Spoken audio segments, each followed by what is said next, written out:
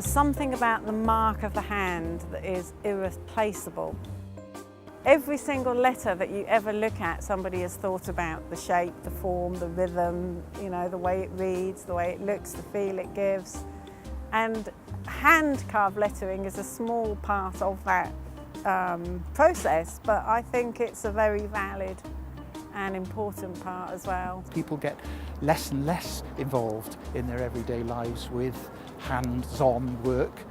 People are getting more and more interested in it, and so if they have to spend their week in front of a computer screen, then I find that they very much want to get involved when they can in their spare time with making something by hand.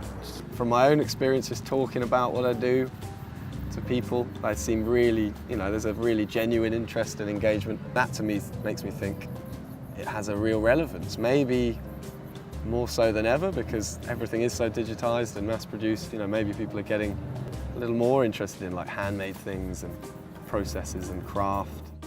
Crafts have an honourable role to play, which is the relationship of the hand to the intellect, and the relationship between mind and body are brought together in doing something with one's hands. This is a lovely place to exhibit. We've got such a wonderful backdrop to have it set in a beautiful garden like this, and yet it punctuates it with little thoughtful moments, perhaps.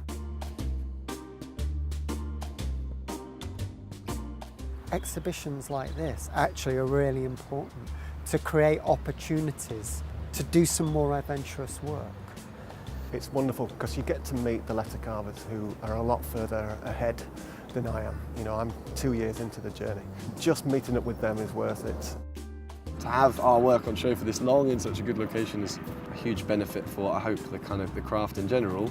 Maybe there'll be some people that will come to these gardens this summer and they might be like, I'd like to give that a go. That would be a great result. I think it's about raising awareness, and I think it's about creating opportunities to learn, apprenticeships, studio learning. There's no better way to learn than through seeing and through doing, and that's a traditional apprenticeship.